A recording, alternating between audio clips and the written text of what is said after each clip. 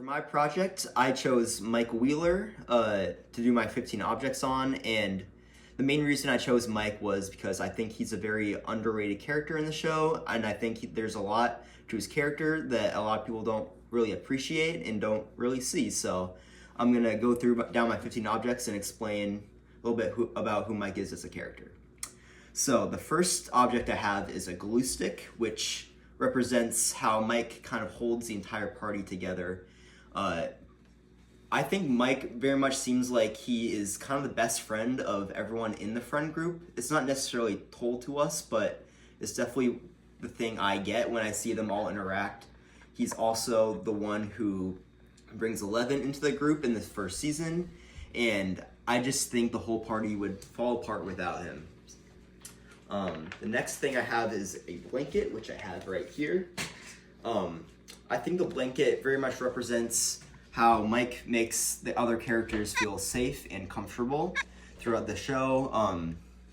When Mike brings in 11, he hides her in a fort, which is made out of blankets, which I think out of Mike's blankets too, which very much represents how comfortable 11 feels with him and in his presence. Also, Will feels very comfortable around him. We see that throughout the entire show, so that's how the blanket represents Mike. The next thing we have is the dog collar, which represents Mike's loyalty to the people that he loves and cares about the most. I think a scene that very much represents how loyal Mike is when he jumps off the cliff to save Dustin in the first season from the bullies, which shows he's willing to do anything for Dustin. Another thing is in season 2 when everyone thinks 11 is gone, but Mike still tries to contact her throughout the entire season on the walkie-talkie, which shows how loyal he is to 11. The next thing we have is crutches, which I do not have, but I think this represents how supportive he is of people who are hurting or struggling, just like crutches would do for someone in that situation. I think we very much see this with 11. The first interaction he has with 11 is she's cold, she's scared, all she has is a very large t-shirt and it's pouring rain. And his first instinct is to bring her in and make her feel safe and comfortable, even though she is very mysterious and they don't know where she came from. His other friends kind of don't want anything to do with her, but he sees that she is very much struggling or hurting. She's obviously been traumatized, and all he wants to do. Next object I have is a crown, which represents Mike's leadership. We see this on many occasions throughout the entire story, that Mike is very much a leader and that the other kids look up to him. In the very first scene, he's the one leading the entire D&D campaign and creating the entire story that they're involved in. In the 4th season, we even see Will create a picture with all the friends in the group, and Mike is the one leading the entire group in that picture. So I think Mike is very much a leader, and the crown represents that. The next thing I have is a bike, which I obviously don't have with me, but I think the bike represents Mike's childhood adventure personality that he has, basically, and the freedom that he wants.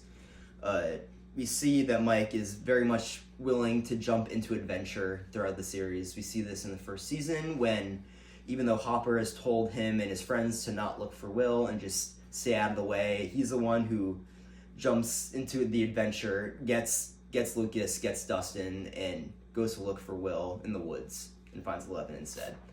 But the next thing we have is a shield, which represents Mike as a protector.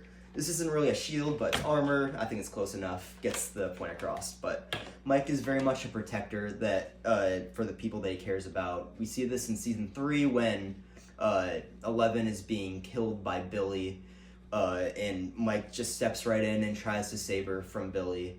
And no one else was willing to do that in that scene, and he was the one who really stepped up and did that. Next object I have is a blindfold, which is right here. And I think this does a great job representing his relationship with Will and how he can't really see where he's coming from. He doesn't really realize how much Will cares about him, I don't think, and how much he means to him. We see in season 3 how hurt Will feels that Mike is spending all this time with 11 and not him. We also see this in season 4 when 11 has a stack of letters from Mike, and he really hasn't reached out to Will at all in the past year. So I think this blindfold really represents how Mike can't really see Will. The next thing we have is a brick. This isn't really a brick. It's a phone brick, but whatever. I don't have a brick. I think this represents Mike's stubbornness that we see sometimes throughout the series. I think in season 2, a scene, not really a scene, but throughout season 2, he just is not willing to let Max into the group and have basically her replace 11 is what he feels. Even, he never really comes to terms with Max being in the group either. We see this in season 3, they don't seem very close.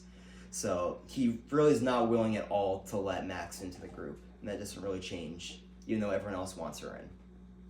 The next object that we have is a diary, which represents Mike's struggle with opening up to people, especially 11. We see this in season 4, especially, where he's struggling to basically tell her that he loves her. And I think the reason the diary works so well for this object is, I think people who want to use a diary are having trouble opening up to other people, and so they put all their feelings into the book instead of actually opening up to the people that they care about. Next object we have is graffiti, and I think this represents how he treats Hopper in the very beginning of season 3. Graffiti can definitely be disrespectful at times when you vandalize public property or personal property, anything like that. And it can be very disrespectful, and that's exactly how Mike is with Hopper, disrespecting his rules and the way he wants and the way he runs his house, basically. The next thing we have is a gray t-shirt, and I think this represents Mike's lack of confidence he has at times. I think we see this in season 4 when he feels very insecure about his relationship with 11. 11 is very special. She has superpowers. She's a hero to him, and he just does not feel like he's any of that. He feels very not special, basically. And I think that the color gray very much represents a lack of confidence. Next thing we have is a leash, which represents how Mike is treating 11 in the very beginning of season 3.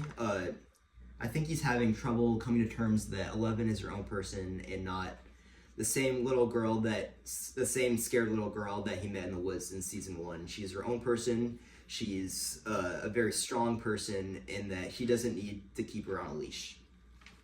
The next thing we have is a lighter, which I have right here. I think this represents how his emotions can sometimes get the best of him, and fire can kind of take over. A couple scenes that come to mind is season 2, when he learns that Hopper has been keeping 11 from him for about a year, and he basically just lashes out at him and punches him and screams at him. Another scene that comes to mind is in season 1, when he believes that Will is dead. He basically lashes out at 11 and basically says, "Why did you lie to me? Why you said that Will was alive? Why did you lie?" And then he gets on his bike and bikes off. And then the final object I have is a book, and I think this represents how knowledgeable he is and how smart he actually is, just like a book contains so much knowledge. I think this is a very underrated aspect of Mike as a character. I think he's very smart. He comes up with many plans throughout the show, and I think a scene that really shows this is in season 2, when he realizes that Will is being possessed by the Mind Flayer, which means that the Mind Flayer can spy on him and Joyce and Bob and Hopper through him, and so he comes up with a plan to put Will to sleep so the Mind Flayer can't spy on him. And so that's my 15 objects, and that's it.